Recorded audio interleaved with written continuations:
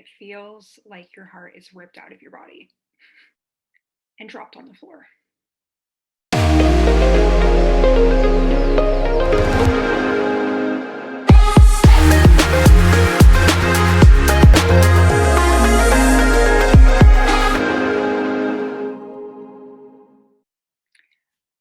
I'm talking about rejection.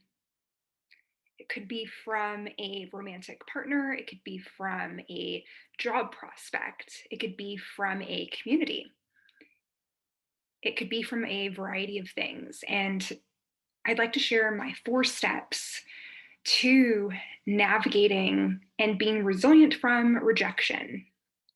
Number 1, acknowledge your emotions. How are you feeling right now in this moment? Many of us disregard our feelings or try to, and they don't go away. They grow bigger and bigger. I like to think of this as our inner child that is wanting to be acknowledged, that doesn't really have the logical capacity, but certainly has that emotional capacity. And the more we say, oh, shh, or it doesn't matter, be quiet, the louder it screams. So really sit with yourself and let's get abstract, like, let's say, that inner child that feels activated, triggered, rejected, discarded, silenced. Take a moment to take a deep breath in and identify where in your body you feel the discomfort. Setting a timer for maybe 5 or 10 minutes, giving that place in your body a texture, a color, a shape, and dedicating those 5 to 10 minutes to observing it, feeling it. And the magic of this, you'll notice that it actually begins to go away because you've listened to it. Once you've acknowledged your emotions, we'll move on to step 2, which is to remind yourself of your greatness. How you can do this, there are a few different ways. One is to write down a list of your positive qualities and the people, places, institutions that embrace you as you are. Sometimes we need a helpful reminder. And another really fun activity that you can do here is to get some feedback from the people that know you best.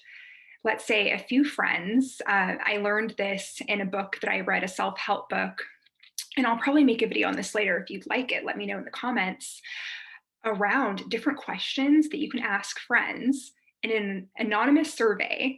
And you don't even need to wait for that video. You can do that now, but stay tuned if you'd like more direction around this.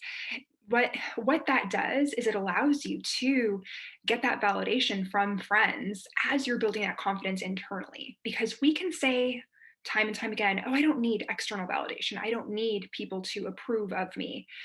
But it can be nice. And while I don't advocate for being totally dependent on it and having that be your sole source of confidence, it's great to have both. Let's feel good about ourselves from the inside out and also know that we're worthy of connection and getting that validation externally as well. Even though we don't need it, we want it and we deserve it. All right, step 3, what would it be like if this rejection were for my greatest good? I'm sure you've heard this before. We're often told, oh, rejection is just redirection. But when you're rejected, that feels like BS. You're like, okay, excuse me. No, I really wanted that. I really deserve that. I worked at it. I worked towards it. I did everything right. But let's take a step back and really sink into some things in our life in the past where we resisted a change and it ended up really powerfully serving us, but we didn't know what was in the future. So we didn't have the opportunity to really embrace that experience because we were focused on our very limited knowledge.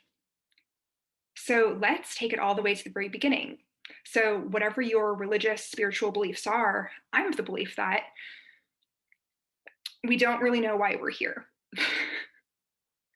And I come back to this oftentimes, maybe daily, like, okay, WTF, the world exists, we exist. How can people just walk around thinking this is just normal? There's something divine about it, okay? And something that we can try to explain with science, but science hasn't gotten us all of the answers yet. And I'd like to think there certainly is some magic in our existence. Thinking about our emotions, right? Our ability to love, our capacity to even feel those darker feelings that come with rejection. Sometimes when we're in that experience of rejection, we feel like that was the best we could ever have, or it's only downhill from there. And guess what? That brings us to step number 4. Identify what your ideal next steps are.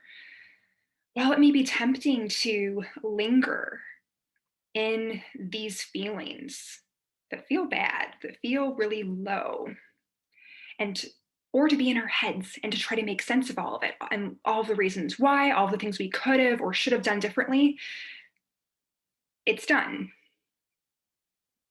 And the situation and the emotions, certainly let's experience them in real time with the wisdom and the knowledge that having forward momentum and identifying, okay, like let's say that you are in a community and you said something that the group thought, ooh, that's not very woke.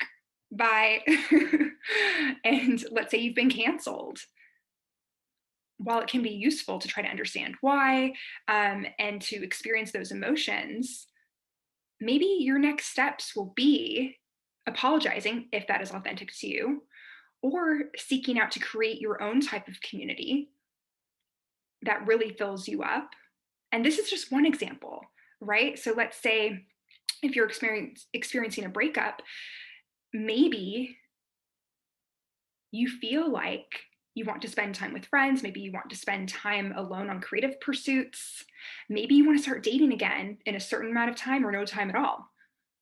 Just identifying empowered next steps that come from a place of the highest expression of yourself, doing more of the things that make you happy and that truly treat this experience as an opening, not just focused on that one door closing, but all of the other doors that you now have the opportunity to walk through because you are free to do so.